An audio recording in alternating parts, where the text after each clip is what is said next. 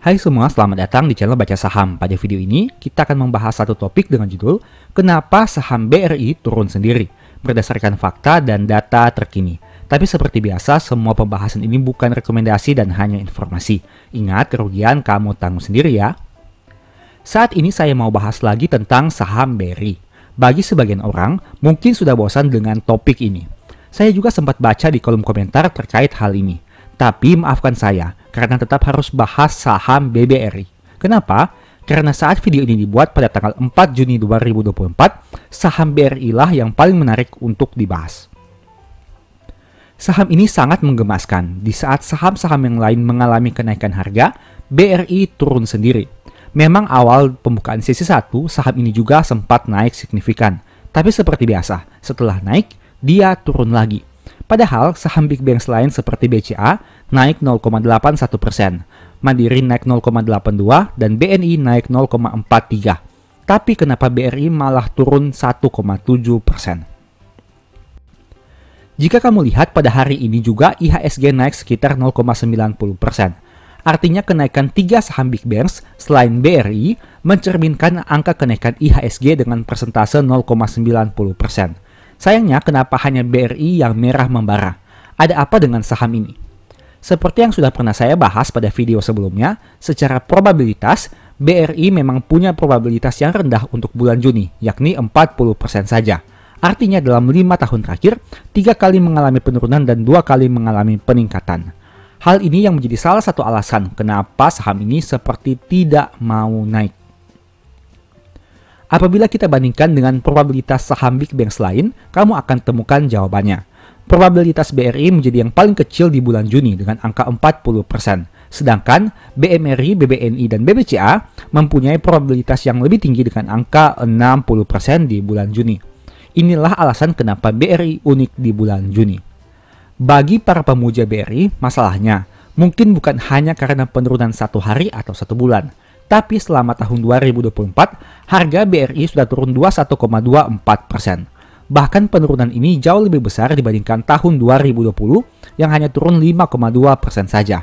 Tapi tentu saja ini belum ada setahun. Kita harus tunggu dulu data bulan Juli hingga Desember 2024. Pertanyaannya, apakah saham BRI sudah hilang masa kejayaannya? Apakah mungkin akan bernasib sama seperti UNVR, ASII, TLKM, dan HMSP, serta raja market cap pendahulunya? Dulu saham-saham itu merupakan raja market cap di Indonesia, tapi beberapa tahun ini malah harganya turun terus.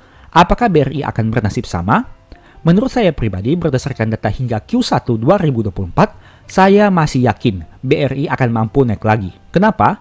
Alasannya sederhana, karena mereka masih mencetak kenaikan laba. Bahkan masih menjadi perusahaan publik dengan laba terbesar di Indonesia. Tapi apabila ke depan BRI tidak mampu mencetak kenaikan laba lagi, mungkin ceritanya akan berbeda. Untuk itulah kita harus terus update kinerja terbaru agar tahu perkembangan terkini dari sebuah perusahaan. Hal berikut yang sering menjadi isu adalah rasio NPL atau kredit bermasalah. Berdasarkan cuplikan di bawah ini, kamu bisa lihat bahwa rasio NPL gross BRI ada di level 3,27% per Q1 2024 dengan NPL net sebesar 1%. Jika dibandingkan BCA, tentu rasio ini terlihat lebih tinggi. Tapi apabila dilihat lebih jauh hingga Maret 2024, penyaluran kredit BRI mencapai 1.308 triliun. Sedangkan penyaluran kredit BCA mencapai 835 triliun. Artinya secara nominal, penyaluran kredit BRI jauh lebih besar dibandingkan BCA. Hal itulah yang menjadi salah satu faktor kenapa NPL BRI bisa lebih tinggi, karena jumlah kredit yang disalurkan lebih banyak. Logikanya seperti ini, manakah yang lebih berpotensi uangmu tidak kembali? Meminjamkan uang kepada 10 orang atau kepada 100 orang? Tentu saja, probabilitas uang tidak kembali lebih besar jika meminjamkan uang kepada 100 orang dibandingkan kepada 10 orang. Logika itulah yang bisa digunakan untuk melihat peristiwa ini. Selain itu, hal ini juga berpengaruh dari sektor bisnis perusahaan. Seperti yang kamu tahu, segmen bisnis BRI cenderung berada pada industri mikro, sedangkan BCA bergerak pada segmen menengah dan menengah ke atas. Tentu saja secara jumlah, industri mikro akan lebih banyak orangnya dari segmen menengah ke atas. Hal itulah yang membuat potensi kredit bermasalah menjadi semakin besar. Tapi kembali lagi, Yang harus kita lihat adalah tindakan perusahaan dalam mengatasi permasalahan ini. Untuk itulah kita harus memantau kinerja BRI dalam beberapa waktu ke depan untuk memastikan NPL perusahaan mengalami penurunan dan bukan terus naik. Di samping itu, diharapkan saat NPL BRI turun, pencadangan kerugian akan bisa direversal, sehingga berdampak pada kenaikan laba. Bagi kamu yang belum paham hal ini, silahkan cari video pembahasan tentang laporan keuangan perbankan. Kamu akan menemukan hal menarik di sana, yang mana laba bisa naik dan turun salah satu faktornya adalah karena biaya atau pendapatan dari pencadangan kerugian kredit bermasalah. Kesimpulannya, kita harus menunggu kinerja terbaru BRI untuk memastikan apakah perusahaan ini masih bisa di-hold atau tidak. Sederhana saja, kita lihat apakah labanya bisa terus tumbuh atau tidak. Selain itu, lihat juga NPL-nya, apakah bertambah banyak atau bisa berkurang. Jika BRI mampu untuk tumbuh, harga saat video ini dibuat akan menjadi sangat menarik di masa depan. Begitu juga sebaliknya. Sebagai informasi, video ini merupakan lanjutan pembahasan dari video yang sudah pernah dibahas sebelumnya. Agar pemahaman kamu utuh, silahkan nonton dulu videonya. Kenapa bahas BRI terus? Kenapa bukan BCA, Mandiri, BNI, Telkom, ASII, atau perusahaan yang lain? Apakah Mimin lagi pom-pom saham ini supaya naik? Alasannya sederhana, karena saat video ini dibuat, menurut saya, BRI yang berada pada kondisi yang paling menarik. Laba hingga Q1 2024 masih naik, rutin bagi dividen sejak IPO. Perusahaan sudah berdiri di atas 100 tahun. Valuasi masih masuk akal, dan yang paling penting, harga sahamnya sudah turun signifikan di tahun 2024. Kamu bisa bandingkan penurunan harga BRI dibandingkan big banks yang lain di tahun ini. Apabila nanti ada saham lain yang juga sama menariknya, saya akan buat videonya. Jika kamu ada saran, silahkan tulis di kolom komentar dan saya akan pertimbangkan. Lalu pertanyaan kedua, apakah Mimin lagi pom-pom saham ini supaya naik? Jawaban saya sederhana. Memangnya uang kita berapa banyak sehingga bisa naikkan harga saham BRI?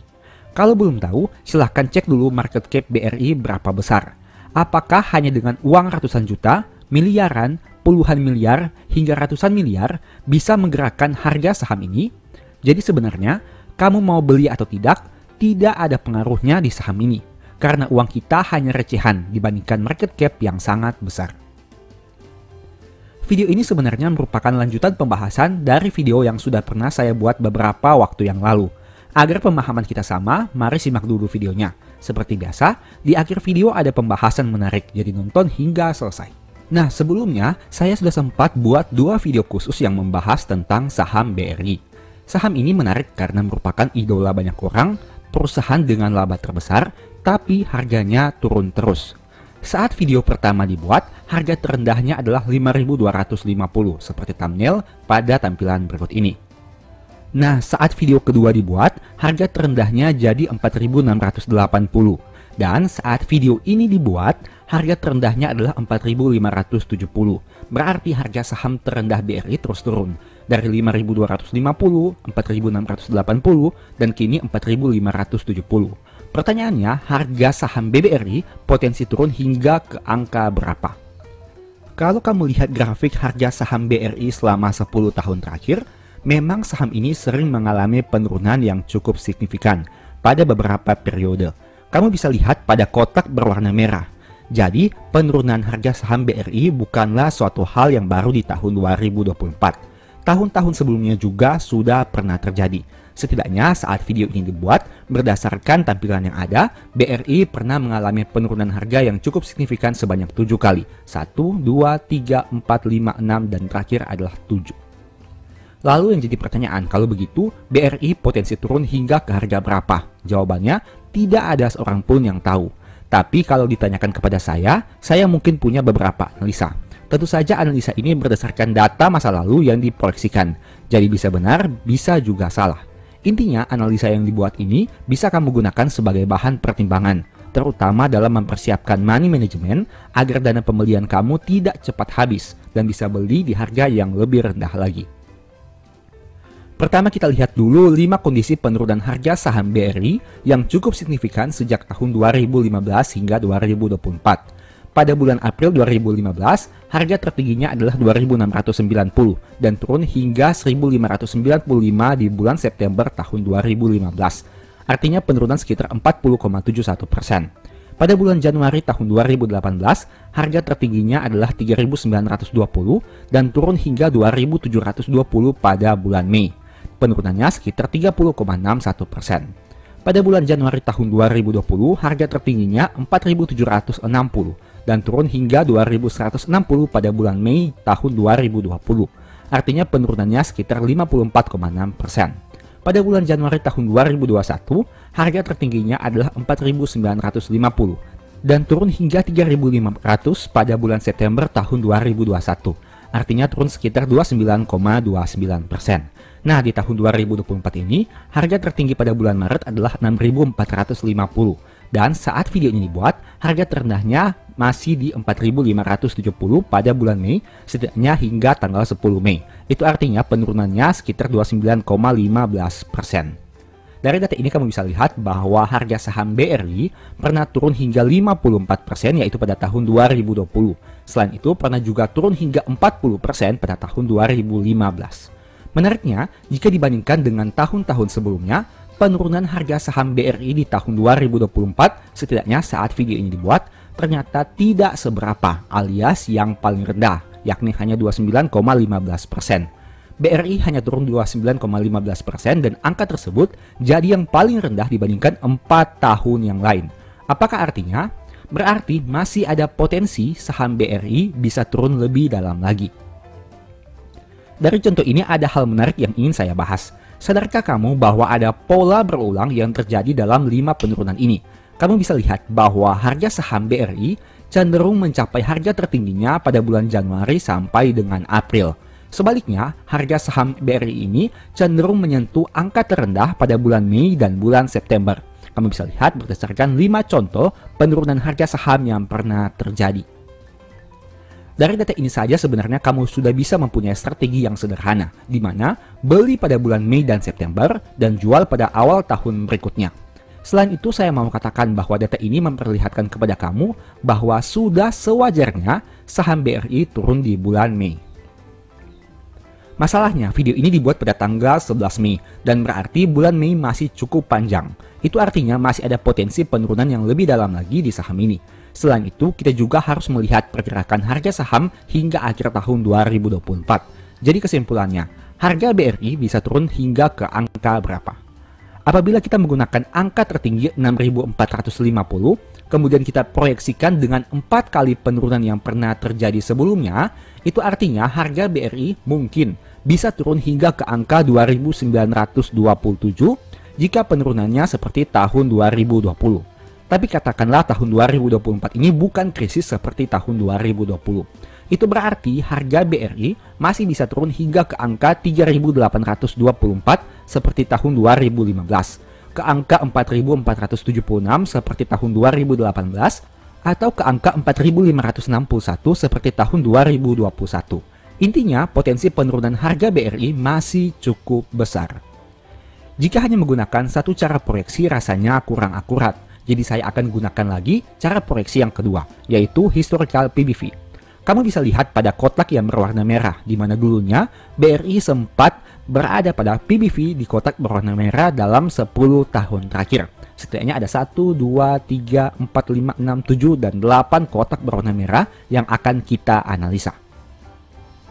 Dari data ini bisa dilihat bahwa pada saat video ini dibuat, PBV BRI adalah 2,42 kali. Tapi dalam 10 tahun terakhir, BRI pernah turun hingga di PBV 2,24 kali, 1,89 kali, bahkan 1,36 kali. Artinya jika diproyeksikan pada harga saham, bagaimana hasilnya? Pada saat video ini dibuat, BRI memiliki book value per share sebanyak 1.933.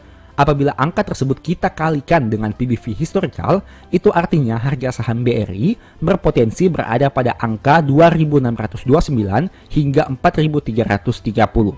Dengan kata lain, masih terdapat potensi penurunan harga saham yang cukup besar apabila melihat harga terendah di tahun 2024 berada pada angka 4.570. Dari dua metode proyeksi yang kita buat tadi, ada satu kesimpulan yang bisa ditarik, yaitu penurunan harga saham BRI di tahun 2024 belum seberapa. Dengan proyeksi yang ada, sebenarnya harga BRI mungkin bisa turun lebih dalam lagi, di mana potensi paling rendahnya mungkin sekitar 2.000-an rupiah. Angka 2.000-an rupiah itu diperoleh dengan menggunakan dua metode, baik itu historical penurunan harga saham maupun historical PBV. Jadi secara hitung-hitungan, sebenarnya angka tersebut cukup valid untuk dijadikan bahan pertimbangan. Terlepas dari potensi penurunan harga sahamnya, saya mau katakan bahwa pembahasan di video ini hanya bersifat proyeksi. Artinya di masa depan kita tidak tahu apakah harga BRI bisa turun lebih dalam atau malah naik dan mencetak all-time high. Yang jelas, apapun kondisi masa depan, kamu sebaiknya mempersiapkan banyak hal, terlebih jika harga sahamnya turun lebih dalam lagi. Di saham, semua hal bisa terjadi, tidak peduli saham itu blue chip atau tidak.